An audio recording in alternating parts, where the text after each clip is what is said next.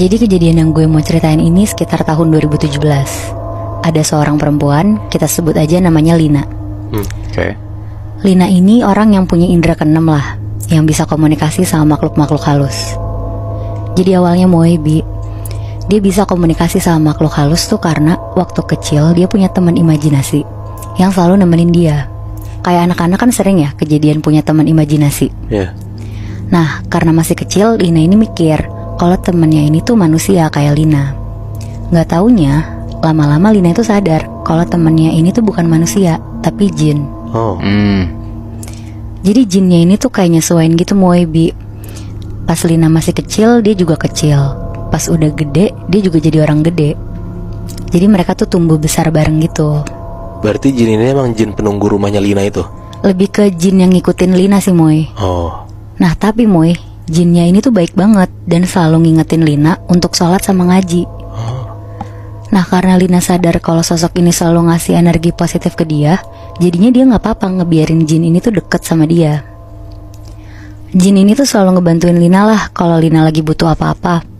Kayak Lina dan teman-teman terdekatnya tuh sepanjang hidupnya aman-aman aja terus. Kayak gak pernah kena masalah atau celaka gitu Moebi.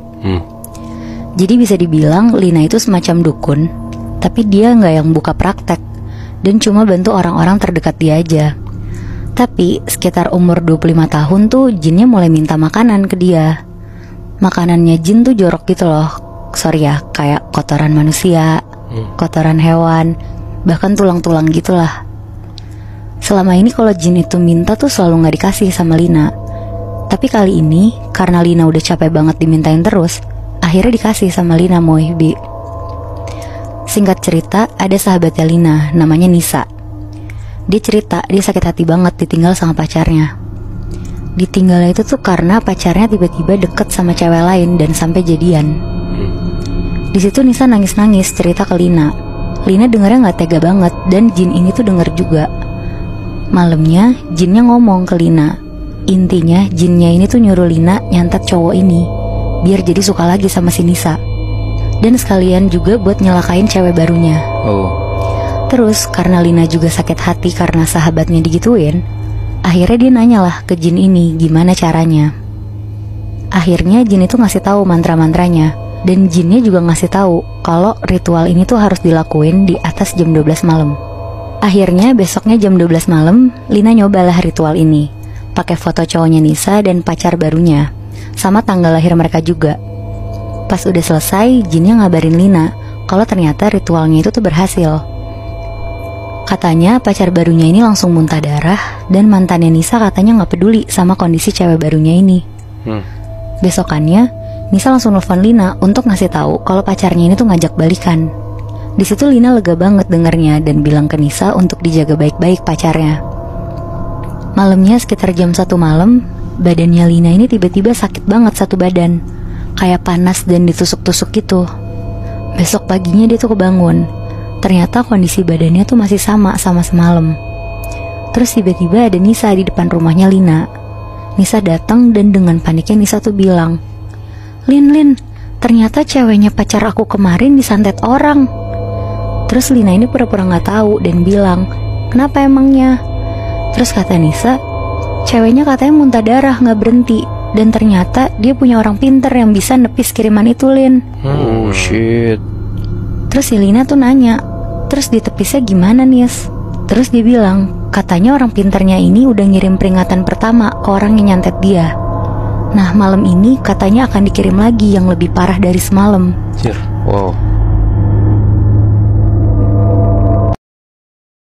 Jadi gue mau ceritain suatu kejadian di satu keluarga pada tahun 2000. Keluarga ini tuh ada bapak, ibu, sama 2 anak perempuan. Anak perempuannya ini tuh kembar, namanya Hana sama Hani. Mereka semua ini tuh orang Jakarta. Nah pas menjelang lebaran, mereka berempat mudik ke rumah omanya di Jogja.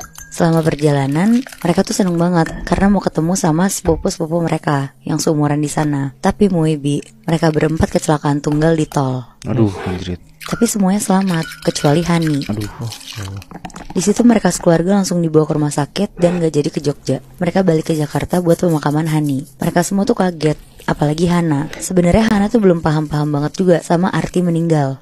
Dia cuma mikir kalau Hani itu tuh lagi pergi jauh aja. Karena setiap malam Hana tidur di kamar mereka berdua.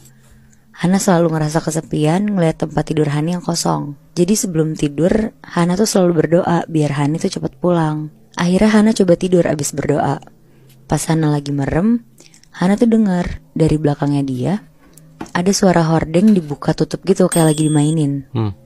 Karena dia lagi tidur ngebelakangin jendela, jadi Hana tuh gak bisa lihat kan itu tuh apa. Dia denger ada suara yang manggil dia, Hana. Dan itu suaranya tuh Hani banget. Refleks lah Hana langsung nengok ke belakang, tapi gak ada apa-apa. Akhirnya Hana lanjut tidur sambil merem. Terus besok paginya Hana nanya ke bapak ibunya, tapi ya bapak ibunya gak percaya. Dia bilang kalau itu tuh cuma efek dari Hana tuh terlalu kangen sama Hani doang. Nah kebetulan itu tuh hari Sabtu, keluarganya Hana tuh rencananya mau pergi ke mall. Niat bapak ibunya juga biar Hana tuh bisa ngelupain pelan-pelan kesedihannya. Akhirnya mereka berangkat ke salah satu mall di Jakarta Barat. Pas sudah sampai, mereka makan dulu. Terus lanjut nonton bioskop film anak-anak yang disukain sama Hana. Selesai nonton jam 4 sore, Hana bilang mau ke toilet. Jalanlah Hana ke toilet bioskop sendirian. Pas Hana lagi antri mau pipis, Hana tuh ngeliat jelas banget ada Hani keluar dari salah satu bilik toilet itu sambil jalan cepet keluar toilet. Kali ini Hana tuh yakin banget kalau itu tuh beneran Hani. Jadi dikejar lah sama Hana keluar tanpa ngeliat kanan kiri sampai ke lobi, dan akhirnya tuh keluar mall tanpa disadari sama Hana. Dan tanpa disadari di kanannya Hana tuh ada mobil ngebut banget. Pas Hana nengok kanan, dia tuh sebenarnya nyaris banget ditabrak. Tapi untungnya Hana tuh ditarik sama bapaknya. Jadi pas Hana lari-lari keluar dari toilet bioskop, ternyata orang tuanya tuh udah ngikutin Hana juga. Hana tuh bilang kalau dia tuh ngeliat Hani keluar dari bioskop. Akhirnya bapak ibunya tuh langsung ngajak Hana pulang, karena sebenarnya tadi aja tuh sebenarnya udah ngebahayain nyawanya si Hana. Nah sesampainya di rumah, terus karena udah malam, Hana nurut dan langsung disuruh mandi. Abis itu langsung siap-siap mau tidur. Pas Hana mau tidur, lagi-lagi ada kejadian suara hordeng dibuka tutup lagi. Tapi karena Hana udah nggak mau ngeliat macem-macem, Hana tuh berusaha buat merem. Dia tuh sebenarnya takut di situ, tapi dia berusaha maksain buat tidur. Tapi semakin didiemin, suara hordengnya tuh makin ganggu. Dan bahkan sekarang tuh ada suara jendela kebuka. Jadi ada angin masuk juga. Mau gak mau, Hana tuh bangun kan dari tempat tidur. Terus dia jalan ke jendela buat nutup jendela. Tutupan jendela tuh dari atas ke bawah gitu loh nutupnya.